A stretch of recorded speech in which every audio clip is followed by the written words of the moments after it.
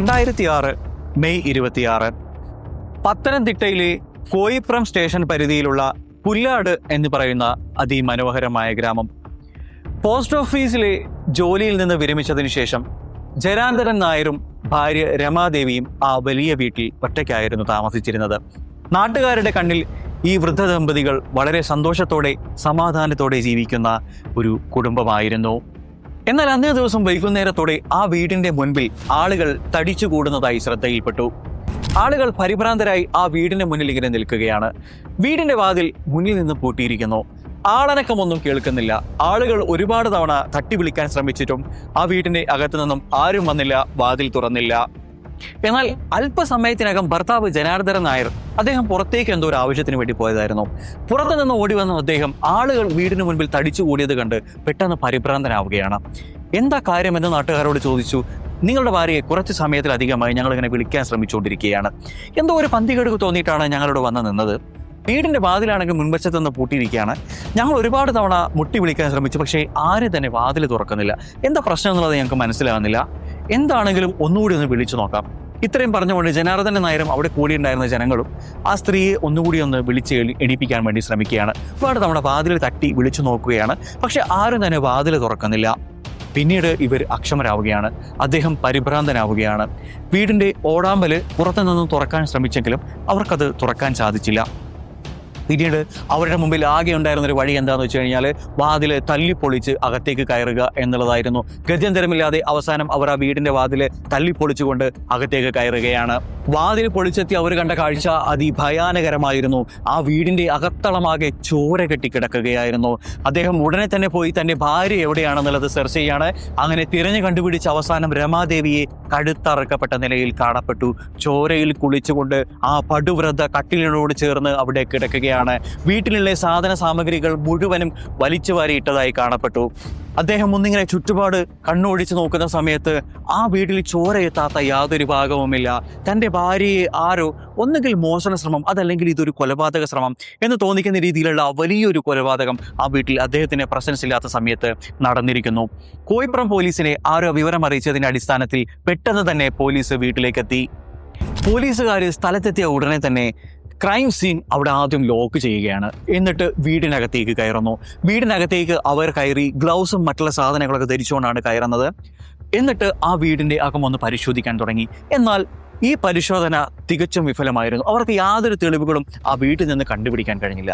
ഉടനെ തന്നെ ആ വീട് അങ്ങനെ തന്നെ അവർ സീൽ ചെയ്തുകൊണ്ട് ഫോറൻസിക് വിഭാഗം വന്ന് ബാക്കിയുള്ള തെളിവുകളും കൂടി കളക്ട് ചെയ്യാൻ വേണ്ടി അവർ വെയിറ്റ് ചെയ്തു. എന്നിട്ട് നേരെ വീടിന് പുറത്തേക്ക് ഇറങ്ങി. അതിനുശേഷം വീടിൻ്റെ പറമ്പിൽ ചുറ്റുപാടും അവരൊന്ന് നോക്കി. ഇങ്ങനെ നോക്കുന്ന സമയത്ത് അവർക്ക് കുറച്ച് രേഖകൾ കിട്ടുകയാണ്. കാരണം ആ വീടിൻ്റെ തൊട്ടടുത്ത് താമസിച്ചിരുന്ന 2 തമിഴരെ കഴിഞ്ഞ ദിവസം ആ പ്രദേശത്ത് നിന്ന് കാണാതായിട്ടുണ്ട്. ചുടലമുത്തുവും അദ്ദേഹത്തിൻ്റെ ഭാര്യയുമാണ് അവിടെ നിന്ന് കാണാതായിരിക്കുന്നത്. പോരാത്തതിന് പോലീസിന് സംശയം തോന്നത്തക്ക രീതിയിൽ ചുടലമുത്തുവിൻ്റെ ഒരു തോർത്തും അതേപോലെ തന്നെ അയാൾ ഡെയിലി യൂസ് ചെയ്തുകൊണ്ടിരുന്ന ഒരു ടോർച്ചും ഈ പറമ്പിൽ കിടന്ന് പോലീസിന് കിട്ടുകയാണ്. അന്വേഷണത്തിൽ പോലീസിനെ ഏറ്റവും കൂടുതൽ കുഴപ്പിച്ചത് ആ വീട്ടിൽ നിന്നും അവർക്ക് ഒരു തെളിവും ലഭിച്ചില്ല. അതായത് ക്രൈം സീനിൽ നിന്നും അവർക്ക് യാതൊരു തെളിവും ലഭിച്ചില്ല എന്നുള്ളതാണ്. ഒരു പക്ഷേ ഈ ക്രൈം സീനിൽ ഉൾപ്പെട്ടിട്ടുള്ള ആൾ ചുടലമുത്തു ആണോ? ചുടലമുത്തു ആണെങ്കിൽ തന്നെ ഒരുപക്ഷെ ചുടലമുത്തു എന്തിനു വേണ്ടിയായിരിക്കാം ഇത് ചെയ്തിട്ടുണ്ടാവുക. ഇനി അങ്ങോട്ട് നടക്കാൻ പോകുന്നത് ട്വിസ്റ്റുകളുടെ ഒരു പൂരമാണ് സുഹൃത്തുക്കളെ. ക്രൈം സീനിൽ നിന്ന് ചുടലമുത്തുവിൻ്റെതെന്ന് സംശയിക്കപ്പെടുന്ന രീതിയിലുള്ള തോർത്തും അതേപോലെ തന്നെ ടോർച്ചും കിട്ടിയ സ്ഥിതിക്ക് ഇത് ചെയ്തിട്ടുള്ളത് ചുടലമുത്തു തന്നെയാണെന്നുള്ളത് പോലീസ് ഉറപ്പിക്കുകയാണ്. അതുകൊണ്ട് തന്നെ ചുടലമുത്തുവിനെ അന്വേഷിച്ച് അതിൻ്റെ പുറകിൽ പോകാൻ പോലീസ് തീരുമാനിക്കുന്നു. എന്നാൽ ഇവിടെ നിന്ന് കഥയിൽ ചെറിയൊരു ട്വിസ്റ്റ് സംഭവിക്കുന്നുണ്ട്. അതായത് തൻ്റെ ഭാര്യ അത് ദാരുണമായിട്ടാണ് കൊല്ലപ്പെട്ടത് എന്ന് മനസ്സിലാക്കിയ ജനാർദ്ദനൻ നായർ ഇവിടെ കുറച്ച് നാടകീയമായ രംഗങ്ങൾ അരങ്ങേറ്റുന്നുണ്ട്. അതായത് അദ്ദേഹം പോലീസ് സ്റ്റേഷനുകൾ തോറും കയറി ഇറങ്ങുന്നു. തൻ്റെ ഭാര്യ അത് ദാരുണമായിട്ടാണ് മരണപ്പെട്ടിരിക്കുന്നത്, തനിക്ക് നീതി വേണം, തൻ്റെ വീട്ടിൽ നിന്ന് സ്വർണവും പണവും എല്ലാം മോഷണം പോയിരിക്കുന്നു എന്ന് തുടങ്ങിയുള്ള അവകാശവാദങ്ങൾ ഉന്നയിച്ചുകൊണ്ട് ഇദ്ദേഹം പോലീസ് സ്റ്റേഷനുകൾ തോറും കയറി ഇറങ്ങാൻ ശ്രമിച്ചു. അവസാനം ചുടലമുത്തുവിനെ അന്വേഷിച്ച് തമിഴ്നാട്ടിലേക്ക് പോകാൻ തന്നെ കേരള പോലീസ് തീരുമാനിച്ചു. അന്വേഷണത്തിനായി തമിഴ്നാട്ടിൽ പോകാൻ ഒരുങ്ങിയ കേരള പോലീസിന് തന്റെ സ്വന്തം ചെലവിൽ ഒരു വാഹനം വാടകയ്ക്ക് എടുത്ത് നൽകി ജനാർദ്ദനൻ നായർ മാതൃകയായി. മാത്രമല്ല ഇയാൾ ഹൈക്കോടതിയിൽ ഒരു ഹർജി നൽകുകയും ഇതിന്റെ കൂടെ ചെയ്തു. നാട്ടുകാർ മുഴുവൻ ഇദ്ദേഹത്തിന്റെ ഭാര്യയ്ക്ക് സംഭവിച്ച ഈ ദാരുണമായ സംഭവത്തിനെ ഓർത്ത് അദ്ദേഹത്തിനോടുള്ള അനുകമ്പ കൂടിക്കൂടി വരികയാണ് ചെയ്തത്. വർഷങ്ങൾ ഓരോന്നായി കടന്നുപോയി. 2006, 2010, 2016, 2020.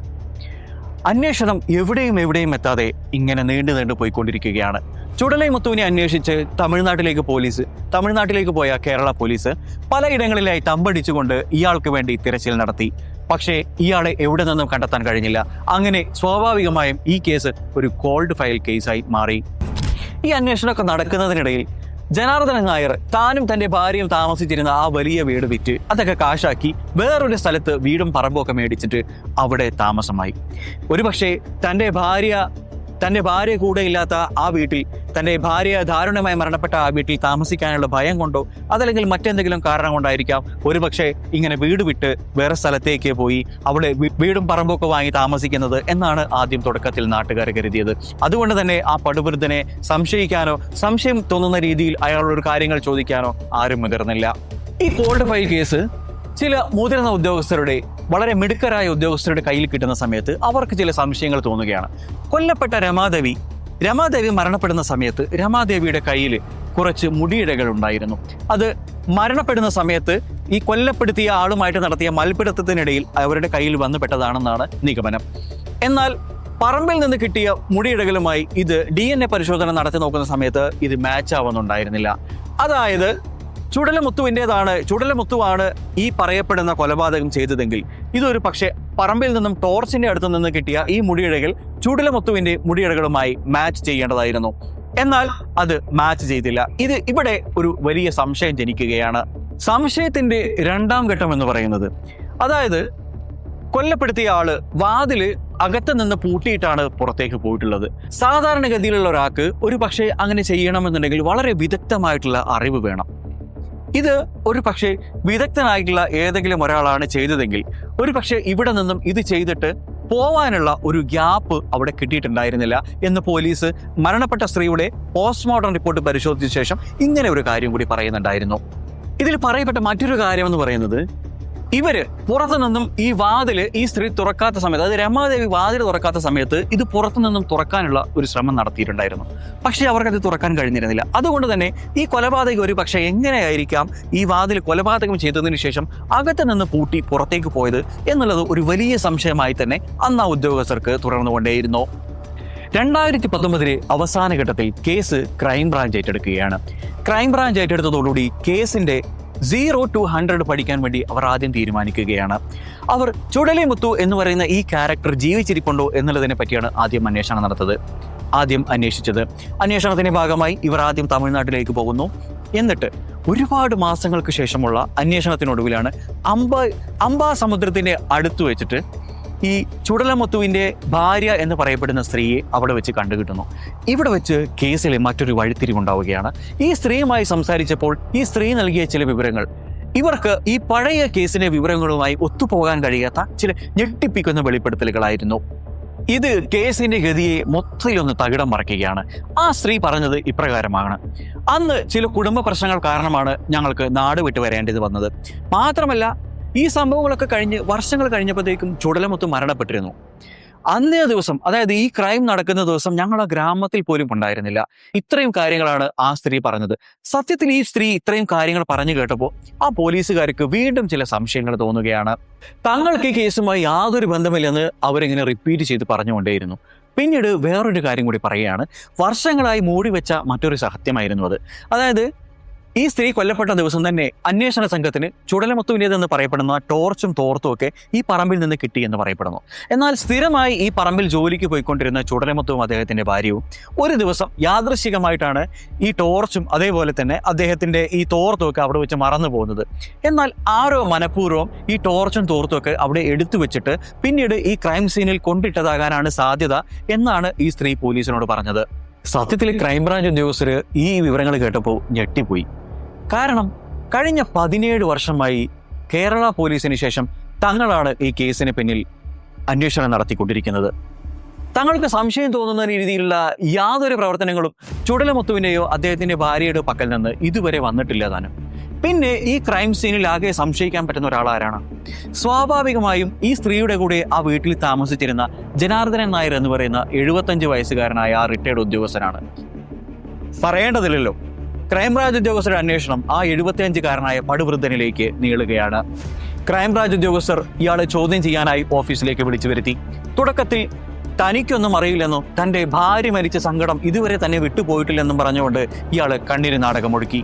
എന്നാൽ എന്തൊക്കെയോ പന്തികേടുകൾ ഇതിൽ തോന്നിയിരുന്ന ക്രൈംബ്രാഞ്ച് ഉദ്യോഗസ്ഥർ ഇയാളെ ഒന്നുകൂടെ ചോദ്യം ചെയ്യാൻ തീരുമാനിച്ചു. ഇയാൾ വീണ്ടും റിപ്പീറ്റ് അടിച്ചു പറഞ്ഞു, തനിക്കിതിൽ യാതൊന്നും അറിയില്ല, താൻ പ്രായമായ ഒരു രോഗിയാണ്, താൻ ഒരുപാട് മരുന്നുകൾ കഴിക്കുന്നുണ്ട്. ഇതേ കാര്യങ്ങൾ തന്നെ ഇയാൾ റിപ്പീറ്റ് അടിച്ച് പറഞ്ഞുകൊണ്ടേയിരുന്നു. അതുകൊണ്ട് തന്നെ സംശയം തോന്നിയ ക്രൈംബ്രാഞ്ച് ഉദ്യോഗസ്ഥർ ഇയാളെ ഒന്ന് സ്ക്രൂട്ടനൈസ് ചെയ്ത് ക്രൂരമായ രീതിയിൽ ഒരു പക്ഷേ ചോദ്യം ചെയ്യേണ്ടി വരും എന്ന ഒരു സാഹചര്യം ഇയാളോട് വെളിപ്പെടുത്തുകയാണ്. എന്നാൽ ഇയാളെ ഒന്ന് ഭയപ്പെടുത്തിയ ശേഷം ക്രൈംബ്രാഞ്ച് ഉദ്യോഗസ്ഥർ വേറൊരു ഐഡിയ പ്ലാൻ ചെയ്തു.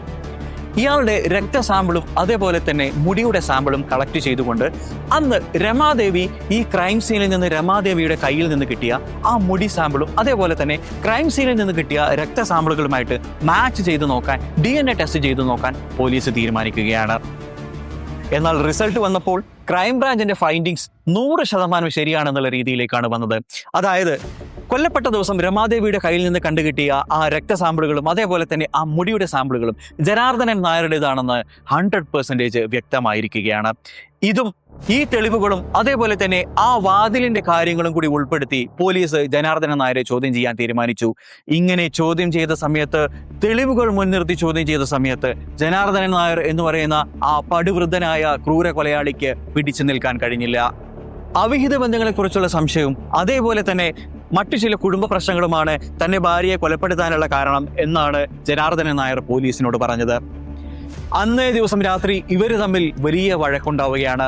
വലിയ വഴക്കുണ്ടായ സാഹചര്യത്തിൽ രമാദേവിയെ ഇയാൾ അവിടെ ഉണ്ടായിരുന്ന ഒരു കൊടുവാൾ ഉപയോഗിച്ച് വെട്ടി പരിക്കേൽപ്പിക്കുകയാണ് ആദ്യം ചെയ്തത്. തന്റെ ജീവനായി പിടിയുന്നതിനിടയിൽ രമാദേവി ജനാർദ്ദനൻ നായരുടെ മുടിക്ക് കയറി പിടിച്ചു. അതാണ് ക്രൈം സീനിൽ നിന്ന് കിട്ടിയ ജനാർദ്ദനൻ നായരുടേതെന്ന് പറയപ്പെടുന്ന ആ മുടിയിഴകൾ. പിന്നീട് ജനാർദ്ദനൻ നായർ തന്റെ ഭാര്യ മരിച്ചു എന്ന് ഉറപ്പാക്കിയ സമയത്താണ് അയാളുടെ പിടുത്തം വിടുന്നത്. 17 വർഷം നീതി ദേവതയും അതേപോലെ തന്നെ കോടതിയെയും പോലീസിനെയും ക്രൈംബ്രാഞ്ചിനെയെല്ലാം പറ്റിച്ച് ജീവിച്ച ഈ ക്രൂരനായ ഈ കൊലപാതകി പിന്നീട് ഒരു ദിവസം ഒരു സുപ്രഭാതത്തിൽ പിടിക്കപ്പെടുകയാണ്. ഇതുകൊണ്ട് നമുക്ക് വ്യക്തമാവുന്നത് കൊലപാതകം അതല്ലെങ്കിൽ ഏതൊരു കുറ്റകൃത്യവും ഏതൊക്കെ തരത്തിൽ ചെയ്താലും ഏതൊക്കെ തരത്തിൽ അതിനെ ഒളിപ്പിക്കാൻ നോക്കിയാലും ഒരു നാൾ നീതി ദേവത അതിന്റെ കണ്ണു തുറന്ന് പുറത്തു വരും. പ്രിയപ്പെട്ടവരെ, ഈ ക്രൈം സ്റ്റോറിയെക്കുറിച്ച് നിങ്ങളുടെ അഭിപ്രായം എന്ത് തന്നെയാണെങ്കിലും ഈ വീഡിയോയ്ക്ക് താഴെ കമന്റ് ചെയ്യാൻ മറക്കരുത്. നാളെ മറ്റൊരു ക്രൈം സ്റ്റോറിയുമായി വീണ്ടും കാണാം. അതുവരേക്കും ഗുഡ് ബൈ.